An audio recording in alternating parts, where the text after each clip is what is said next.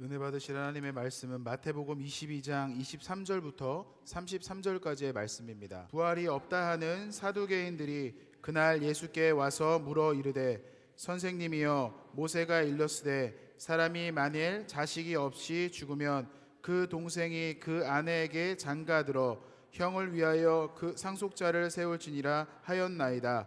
우리 중에 7형제가 있었는데 마지가 장가들었다가 죽어 상속자가 없으므로 그 아내를 그 동생에게 물려주고 그 둘째와 셋째로 일곱째까지 그렇게 하다가 최후에 그 여자도 죽었나이다.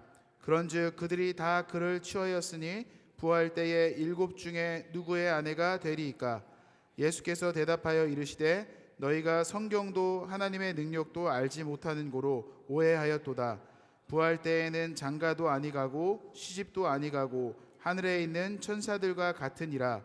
죽은 자의 부활을 논진대 하나님이 너희에게 말씀하신 바 나는 아브라함의 하나님이요 이삭의 하나님이요 야곱의 하나님이로다 하신 것을 읽어보지 못하였느냐?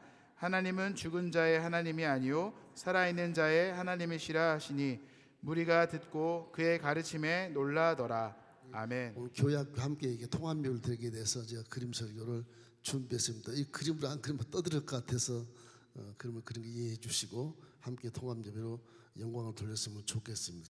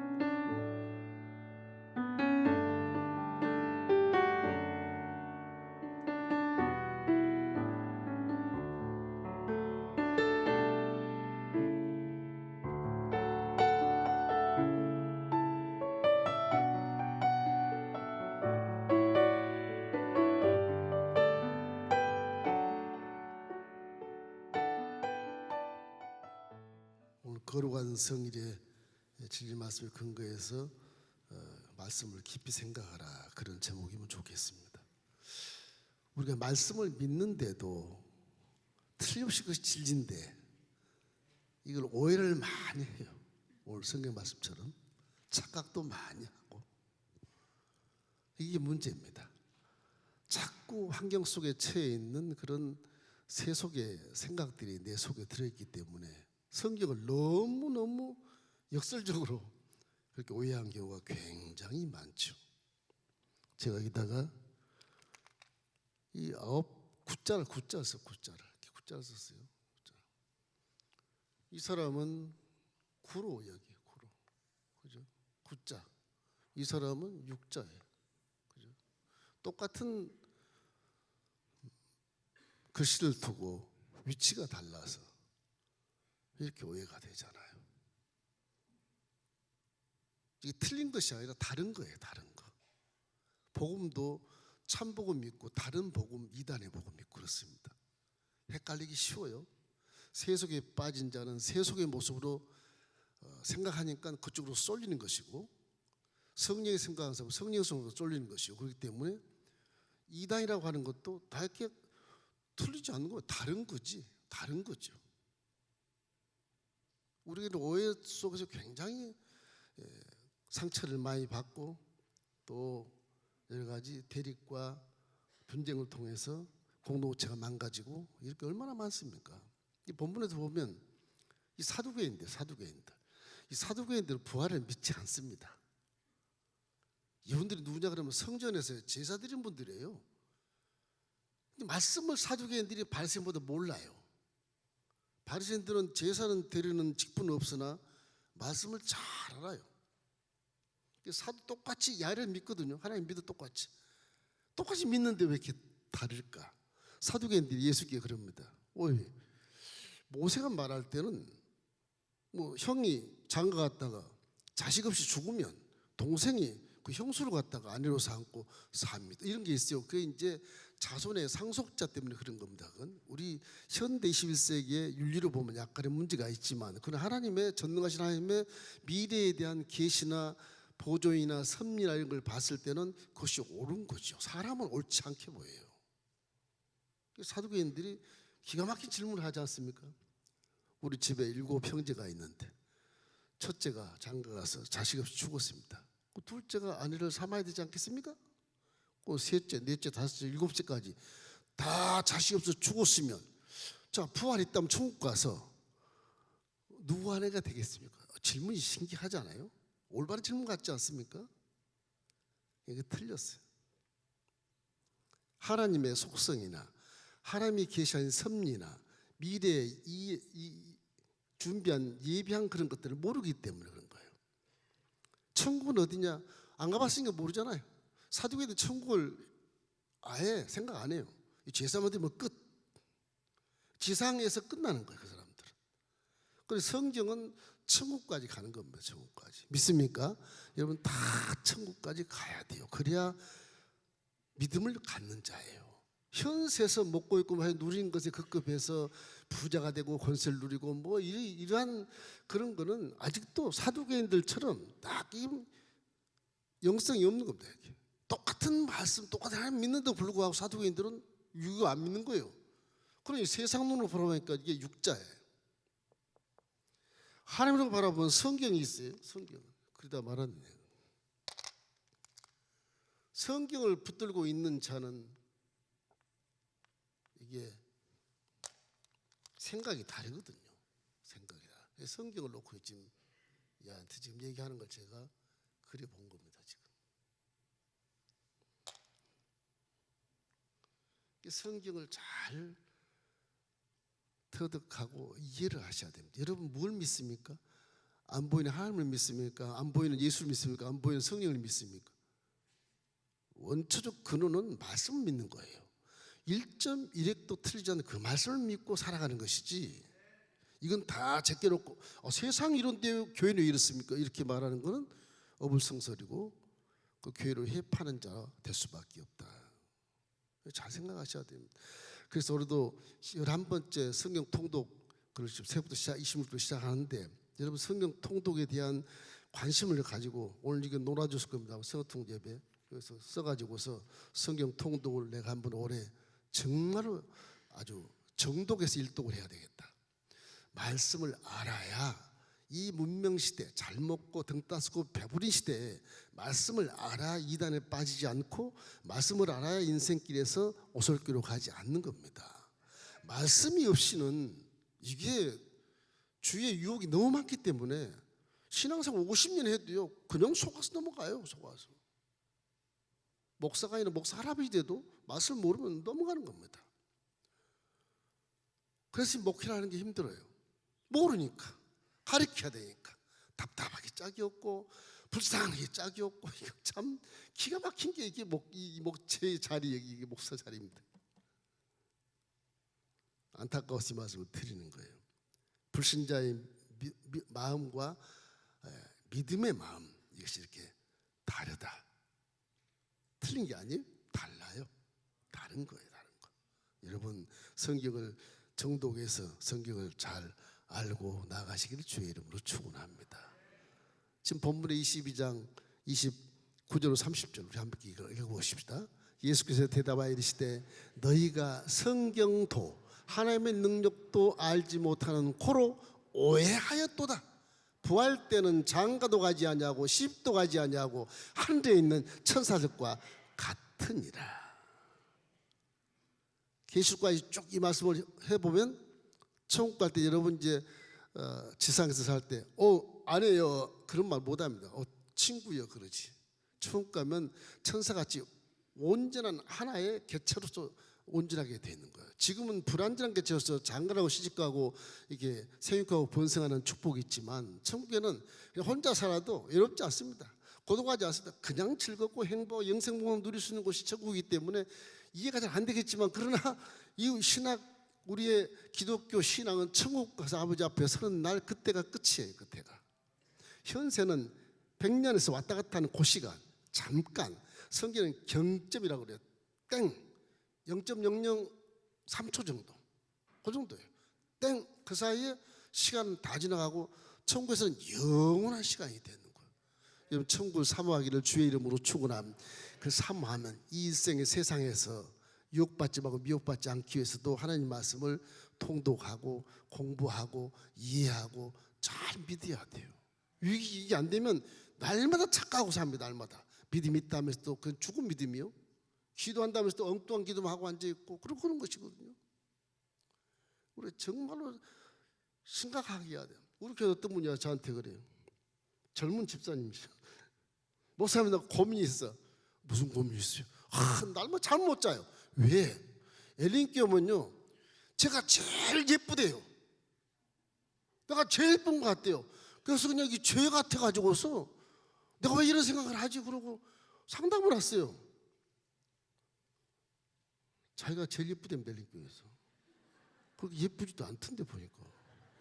죄송합니다. 죄송해요. 실언을 했어요. 예뻐요, 예뻐. 근데 그랬어요. 집사님, 그건 죄가 아니고 오해하는 거야. 오해하는 거예요. 아무리 치장하고 발라도 제일 예쁘다고 생각하는 죄가 아니고 오해하는 것이니까 죄로 여기지 마세요. 그것이 잠깐 죄로 넘어갈 수 있는 단계가 돼. 무슨 단계냐? 내가 제일 잘났다 그러면 교만이 와. 그때는 죄가 돼. 교만의 언덕까지 올라가기 전에 그냥 내려와서 회개하셔. 내가 오해한 거 잘못됐습니다. 성경 읽어봐.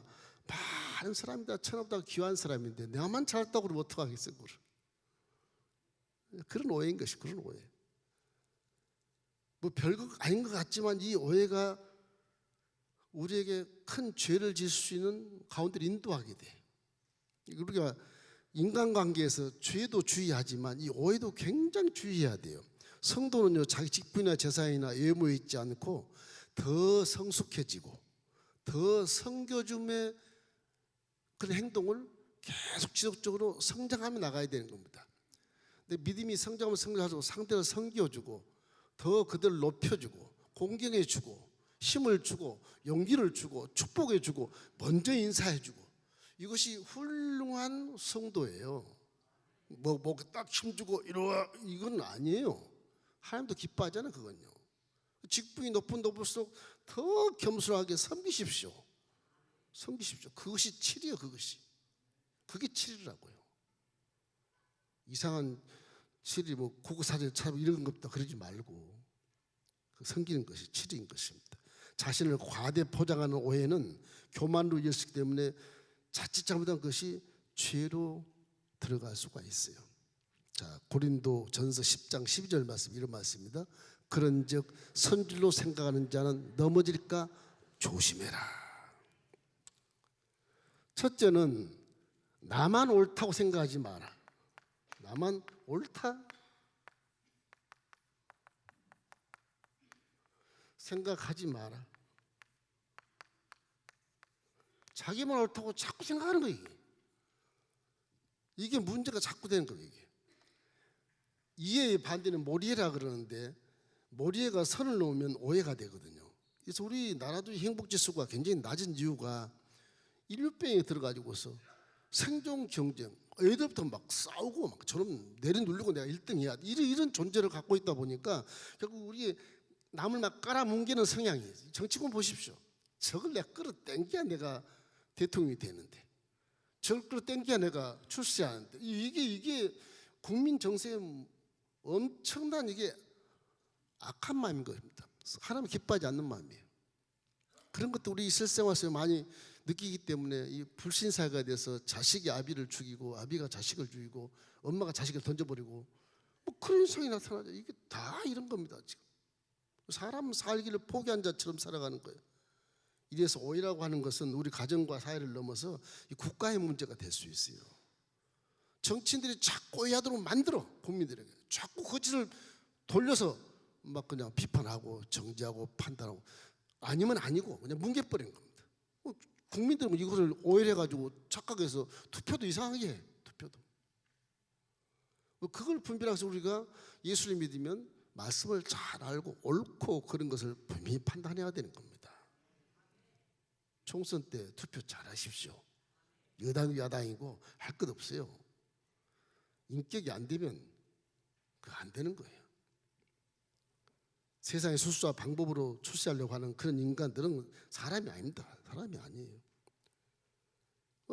요즘에 의대에 막 의대생들 증원한다 막 이렇게 해서 난리 났지 않습니까?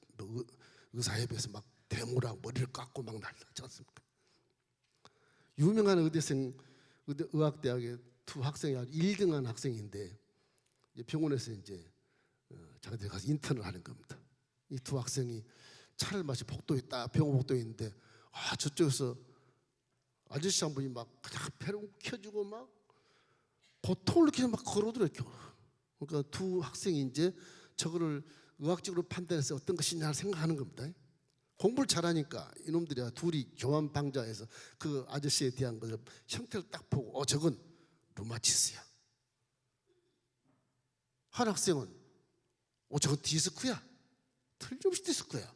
둘이 이제 막 논쟁을 하는 겁니다. 복도에서 차 마시면서 아저씨가 막 겨우더니 선생님 왜 류마티스세요? 아니 디스크세요? 그랬더니 화장실이거든요.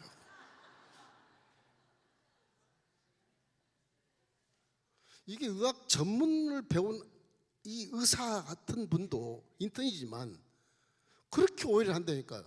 사람의 모습을 바라보고 판단하는 거예요. 그래서 이 마음이라고 하는 것이 믿음이 마음에 있는 것, 마음에. 머리에 있지 않아요. 눈에 있지 않고 귀에 있지 않습니다. 믿음은 마음에 있어요.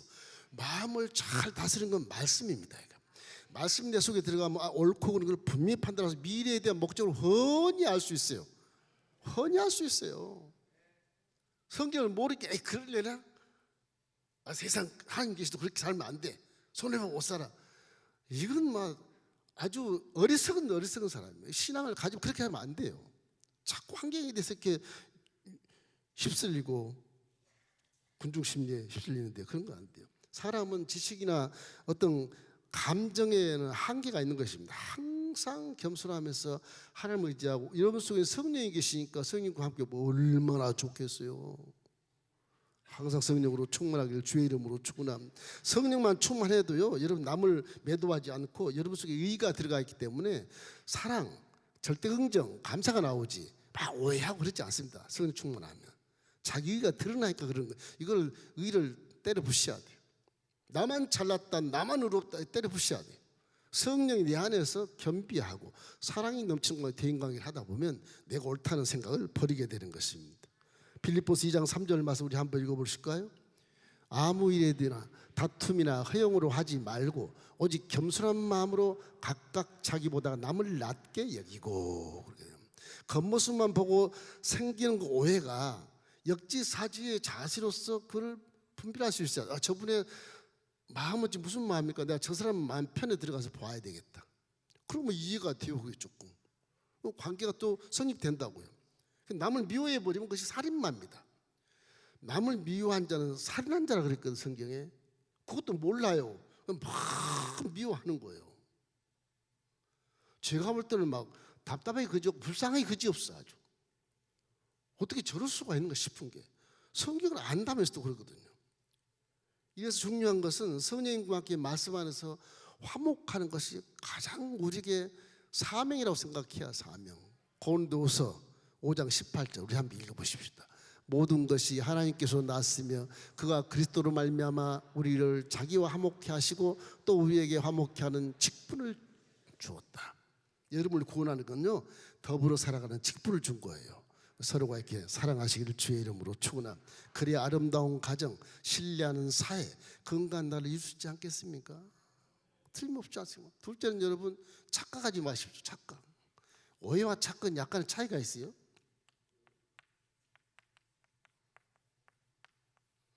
우리는 착각을 굉장히 많이 해요. 겉으로 보고 착각하는 거죠. 오해와 이해 이런 사이를 왕래하면서 자꾸 살아가는 것 같아요. 오해하고 이해하고. 내가 알지 못하는 그런 실상을, 사실을 내 마음대로 해석하는 그런 오류가 오해이잖아요. 오류지도 몰라요, 오해할 때. 청년 여자 지체아이 기차를 탔답니다. 기차 타기 전에 이제 가방에다가 과자 봉지 하나 사가지고 툭 넣어놓고 기차를 탔대요. 딱 탄 뒤 옆에 어떤 남자가 딱 앉더랍니다. 그러더니 과자 봉지를 탁 뜯더니 탁 하나 먹더래요. 이 사람 봐라, 괘씸하네. 내 과자 봉지 왜 뜯어먹지? 뭐 그래서 그냥 여자니까 그냥 조신하게 가만히 있으면 나도 하나 꺼내서 먹고, 남자가 또 하나 꺼내 먹고. 처음 만난 사람인데 아니 내 과자 봉지 남자가 왜 뜯어가 저기 먹나, 이렇게 처음 만난 사람인데 하나밖에 하나 남았대. 하나 도착지에 다 와가지고 하나 남았는데 그 하나를 반을 탁 쪼개가지고 반을 주더래요. 참 이상한 사람, 괘씸하게 짝이 없고 뭐 이런 사람이 다 있어. 받았대요. 반은 지가 먹고 손 타다 쓰고 탁 일어나서 가더랍니다. 여기 도착 이제 한 1분쯤 남았어. 그래서 도착해서 이제 가방을 막 휴지를 끊으려고 이제 가방을 뒤지고 거기에 샀던 과자 봉지가 그 안에 있더래. 누가 뻔뻔한 거예요?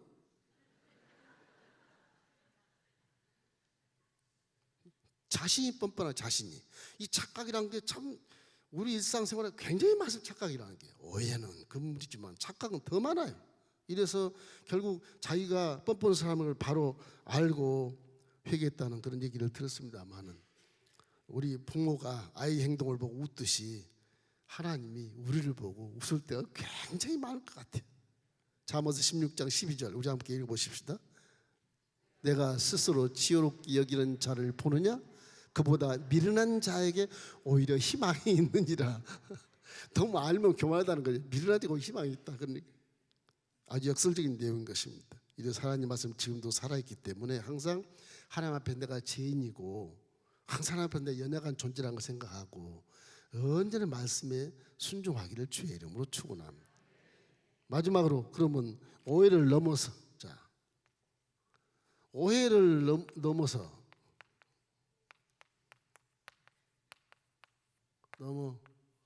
이해로 가는 길은 있을까? 말 것도 없이 말씀 순종해야 되겠죠. 그죠? 말할 수 없이. 오해와 이해, 화해 이런 거 해자는 다 풀해자인데, 한문으로 풀해자. 풀어준다, 용서해준다, 덮어준다 이런 의미가 있어요. 해자가 풀해자이기 때문에 똑같아. 앞에 것이면 다르지. 오, 그릇된 것, 이, 바른 것, 화목한 그런 것이거든요. 뒤에는 다 풀어주고 용서해주는 것으로 한문은 그렇게 돼 있어요. 한문을 참 잘 맞는 것 같아요. 오해를 넘어서 화해하기 위해서는 가장 중요한 것이 우리 기독교인들은 사랑하는 겁니다. 그거밖에 없어요.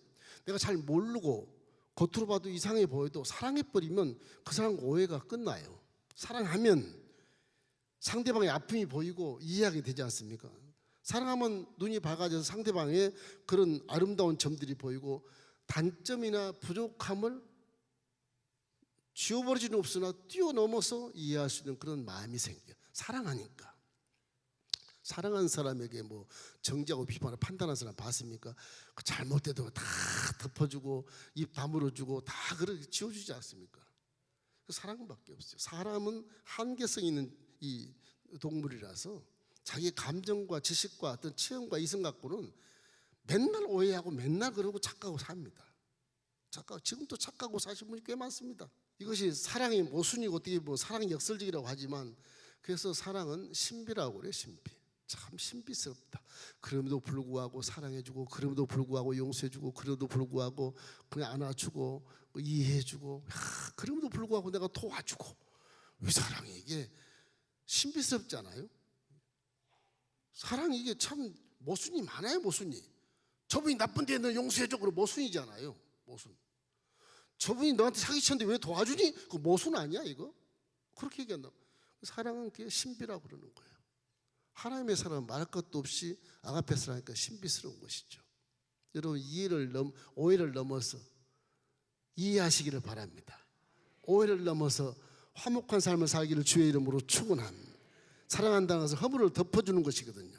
그렇기 때문에 베드로전서 4장 8절에도 무엇보다도 뜨겁게 서로 사랑할지니 사랑은 허다한 죄를 덮느니라.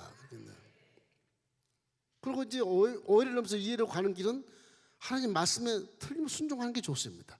하나님 말씀에 순종하면 사랑하는 것과 비슷한 그런 결과를 낳을 수가 있어요. 하나님의 말씀을 듣게 되면, 하나님의 말씀은 천지만물을 지으신 말씀고 진리지 않습니까? 스스로 오해한다면 그 책임은 자신에게 있게 되는 거예요. 죄를 짓는 것이요, 오해하게 되면. 이기 때문에 항상 마음속에 이 말씀을 잘 읽고 통독하고 이해해서 올해 2024년도에는 정말대로 후염내신 살기를 주의 이름으로 축원합니다. 언젠가 남부고 어부고 납북된 어부가 하나 그 이산가족에 나와서 울고불고 했던 거 봤습니까? 한번 그 자식이 아들인데 고기를 잡다가 어떻게 북쪽으로 넘어가지고 잡혀가서 안 내려보내준 거 20년이 넘어. 20년이 넘어. 이름을 잊어버렸는데 20년이 넘은 그분이 엄마를 만나요. 이산가족 그 장소에 엄마를 만나 잠깐 한 5분 흐느끼면서 막 그러고 이게 뭐 헤어져야 되는지 헤어져 같이 못 가는 거예요. 같이 못 가. 인생이 아주 비애를 느끼게 하는 그런 장면에서 난 그렇게 생각했어요. 야, 저 사람 한 번 착각해서 완전히 저거 엉뚱한 인생을 살아가고 있구나. 한 번 착각해서 내 인생에 배를 저어서 가다가 북한으로 올라가가지고 한 번 착각해가지고 그 선을 못 넘어버리니까 한 번 착각해가지고서 고기 잡다가 끌려가지고 20년 동안 부모하고 이별하고 사는 그런 비애 같은 그런 인생을 살았다는 것에 대해서 참 한탄스럽더라고. 저걸 20년 동안 어떻게 북한에서 잡고 있었지. 와, 저거 아주 나쁜 놈들이구나 생각이 드는 거예요. 착각, 그 착각에서 자기 인생이 망치게 된다는 사실을 우리가 알 수 있지 않습니까? 성경은 그래요. 로마서 12장 2절 말씀에 너희는 이 세대를 본받지 말고 오직 마음을 새롭게 함으로 변화를 받아 하나님의 선하시고 기뻐하시고 온전한 뜻이 무엇인가를 분별하라고 말하거든요. 여러분에게는 저 명령을 하는 건 여러분 속에 성령이 다 계시기 때문에 저렇게 말씀하신 것입니다. 성령을 의지하기 때문에 분별할 수 있는 거예요. 성령을 의지하면 여러분 앞길을 축복일로 갈 수 있도록 인도해 주시거든요. 성령을 버리니까, 인정하지 않으니까, 모시지 않으니까, 환영하지 않으니까 내 멋대로, 내 힘대로, 내 지식대로, 내 경험대로 살아가는 것뿐이에요. 그래서 삶이라는 것이, 사람이란 건 하나님을 떠난 존재의 후손들이기 때문에 내 힘으로 살아가서 되지도 않는 것입니다. 힘으로 되자고 능으로 되지 않냐고 하나님의 신으로 되는 것입니다. 그래서 말씀을 잘 우리가 통독하고 마음에 새기고 은혜를 받으면 세상에 말도 분별할 수 있고 옳고 그름도 분별할 수 있고 우성과 차선이 무엇인가도 알 수 있게 되는 것입니다. 언젠가 기자쌤은 나이아가라 폭포에서 그 관광객 하나가 나이아가라 폭포 갈증이 나서 막 물을 마셨대요. 그리고 이제 버스 타려고 내려오는데 딱 팻말을 붙여서 거기에 포이슨 그 써있다. 포이슨. 영어로 포이슨 써있으니까 이게 독이라는 말이야. 독성부 있던 물이라는 게 나이아가라 폭포가 그렇게 돼 있죠. 포이슨 그렇게 돼 있어요. 그 다음부터 이 사람은 막 배가 아프기 시작하고 막 간장이 녹은 것 같고 고통이 심한 거예요. 막 급히 그냥 그 관광 가이드가 앰뷸런스 부르려고 병원에 갔다가 병원에 가니까 그렇게 배가 아픕니까? 왜 그러세요? 내가 나이아가라 폭포 물을 마셨는데 그것이 독이었었습니다. 그래서 배가 아프고 죽겠는데 지금 의사님 나 살려주십시오. 의사가 웃으면서 포이슨이요. 독성분이지 않습니까? 그건 영어로는 독성분인데 프랑스어로는 그거는 낚시 금지 그런 뜻입니다. 그렇게 분별력이 없습니까? 그 말을 듣고 나서 이 사람은 자신도 모르게 배도 안 아프고 아무것도 안 아파요. 사람이 이렇게 어리석어요. 우리가 알고 있는 어떤 상식이나 고정관념도 말씀도 단어도 이런 언어도 우리 마음과 육체를 다스리고 지배를 하기 때문에 아프지 않아요. 하물며 하나님 말씀을 믿고 우리가 나아가면 아픈 것이 어디 있어. 영혼이 잘된 같이 범사가 잘되고 가정과 사업과 직장 자녀가 잘될 수밖에 없다는 복음의 말씀을 내가 마음에 새겼으면 그럴 이유가 전혀 없는 것이죠. 올해 이제 성경 통독할 때 여러분 1년 내내 중간에 방학이 있어요. 괜찮아요.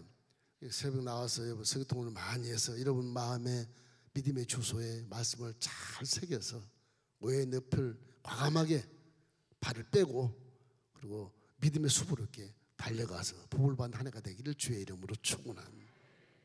예수님의 사랑을 통해서 오해를 넘어서 이해를 넘으면 이제 화평에 이를 수 있기 때문에 하나님은 항상 우리에게 화평하라고 말씀하신 것입니다. 절대 오해하지 말고 좀 오해가 되면 좀 참았다가 기도하고 깨닫고 나서 뭐 얘기를 하든지 그렇게 하십시오.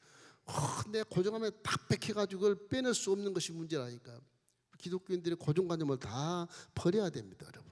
말씀에 순종하는 습관을 자꾸 기르십시오. 자꾸 기르면 금방 분별할 수 있어요. 저기 선인과 악인가 금방 분별할 수 있습니다.